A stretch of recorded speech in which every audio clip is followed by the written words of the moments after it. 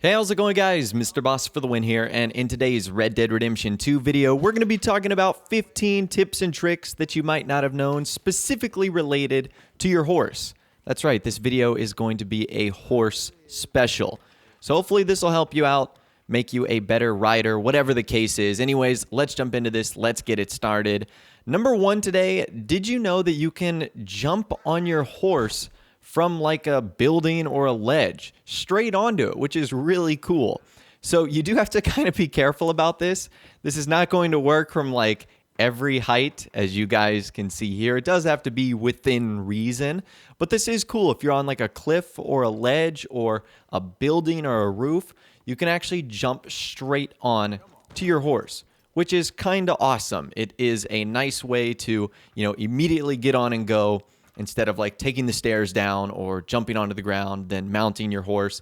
It's super cool. I had no idea you could do this. And there's been multiple occasions where I've been in situations where I could have done something like this, but obviously took the long way in order to mount my horse. This might seem kind of obvious, but this is something that I have never been doing. You can brush and clean your horse while you're still on it. So I've been fully aware that you could feed your horse while on it, but I, to this day, did not know that you could brush your horse while on it. I have always been getting off my horse to brush it, to clean it, which is always something that I think is a major inconvenience because I want to clean my horse because, as we'll talk about in a little bit, it's important to keep it clean, but I never want to get off to clean it. Well, now you can just simply bring your horse to a stop and you can brush it while you're still on. Something else you might not have known is if you don't want to brush your horse or if you want a quicker way to clean it, just go through a clean body of water. Really anything that's deep enough to submerge the majority of your horse, just walk in there for about 5 or 10 seconds and your horse will come out nice and clean. So that's kind of a workaround to brushing your horse, to having it to be ultimately cleaned off. And it does more than that. Like, for example, I had just finished hunting some animals and I had put their pelts and carcasses on the back of my horse. My horse actually had like some blood stains on there, and that got all washed off when I went into the water. So that's another really cool detail right there. Just some awesome kind of design from Rockstar. So if you guys are like me, you always like to take shortcuts, and taking shortcuts usually means going off the road, through the wilderness, over bumpy terrain. And raise your hand if you have run head on into a tree, or if you have hit a rock and gone flying off. I mean, I've done that probably a couple of times every single day. Well, the reason that's happening is because you're probably trying to overcorrect your horse's movement. Something I figured out is when you are riding through the woods or riding in between rocks or something like that, your horse is going to self-guide itself. So if you just hold down X or A, which is like the riding default button, your horse will actually navigate around trees on its own. The reason I had been crashing is because I was trying to correct the autocorrect that the horse was actually doing. So we talked about how you can go into sort of this autopilot mode if you enter the cinematic cam, but that of course only works if you're traveling on main roads. Well, even if you're not in the cinematic mode, if you're just riding through the woods and you hold down A or X, your horse will go around the trees on their own, which is great because now every time I ride through the forest, I basically just sit back, relax, I take my hands off the thumbstick, and I just let the horse sort of navigate through the trees, and then when I'm out of the clearing, I'm good to go and I take control again. So the reason I've been crashing into rocks and trees is because I've been fighting sort of the self-guiding mode that the horses have. I mean, this is going to be a lifesaver, and it could save your horse as well, because something we've talked about in previous videos, horse death is permanent. And if you don't have a horse reviver on you, running into rocks and trees like this could be the end of your horse, and no one wants to see that. Something you might not think about all that often, but it's important, horse weight. So the weight of your horse is actually determined by how often you feed it. And this has a parameter range of 0 to 100. So by default, your horse can be deemed fully fit when its weight rests at 50, and calories that it gains when you feed it increase the weight value. An extended period without sustenance will cause it to decrease. So basically what you want to do is just feed your horse an adequate amount, because if you don't, an overweight or malnourished horse will experience a small reduction in top speed. And you can make sure your horse is fit by going to the menu, and your horse will say fit next to weight.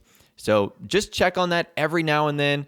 If for whatever reason you think your horse is slow or underperforming, maybe it's because you're feeding it too much, maybe it's because you're feeding it too little. Just something to keep in mind. A few more features of the horses you need to know about. If a horse's stamina core is fully depleted, its top speed will be reduced by 33%.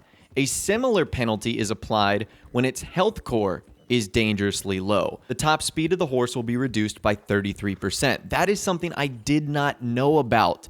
So if your health is low or your stamina core is low, your horse is going to be 33% slower.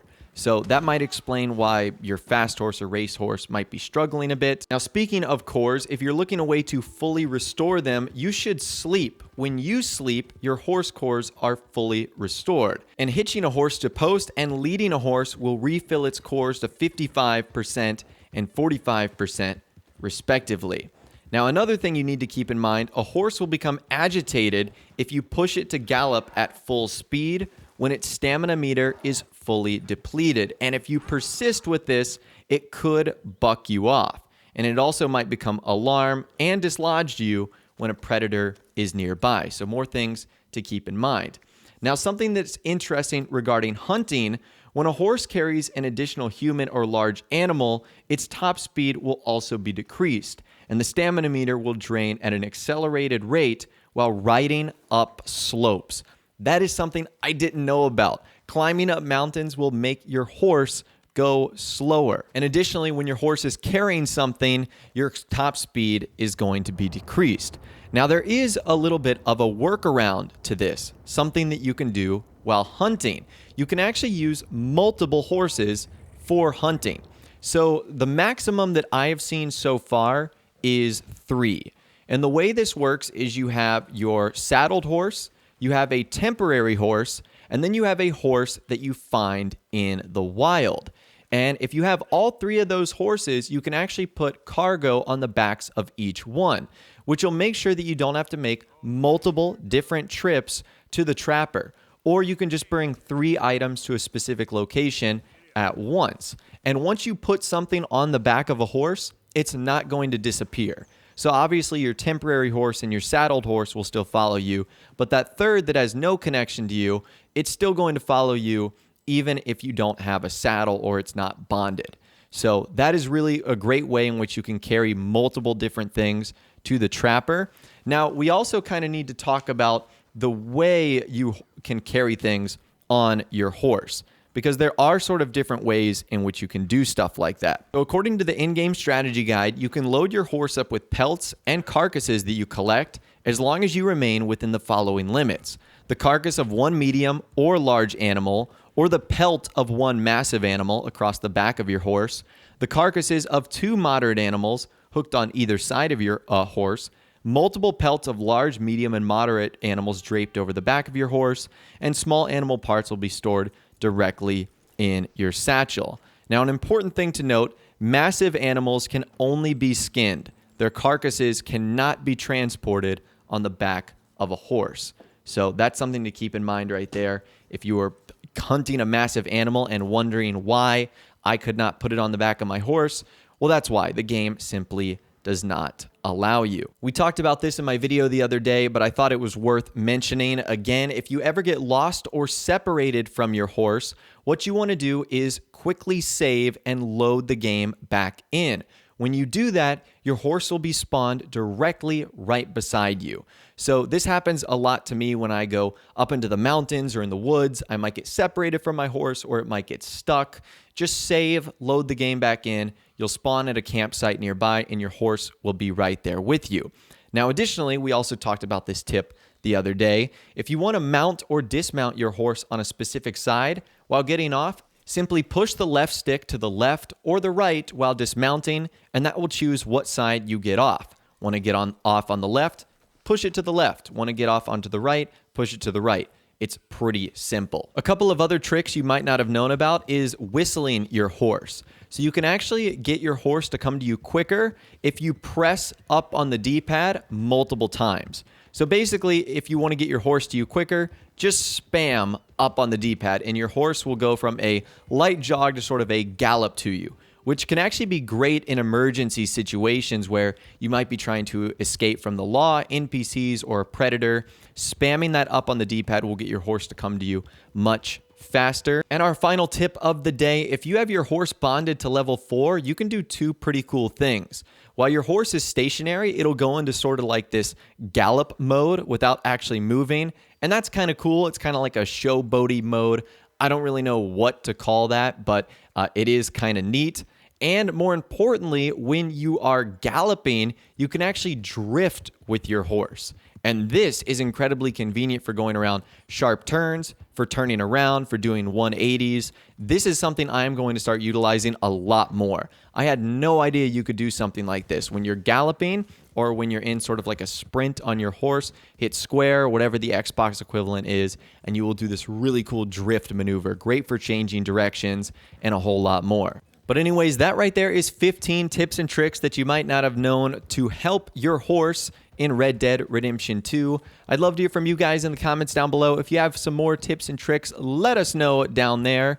If you did go on to enjoy this video, though, a like rating would, of course, be awesome. And also subscribe to my YouTube channel if you are new or you like daily Red Dead Redemption 2 videos like this. With all the way, guys, like I said, thanks so much for watching. Take care, and I'll see you guys in the next video.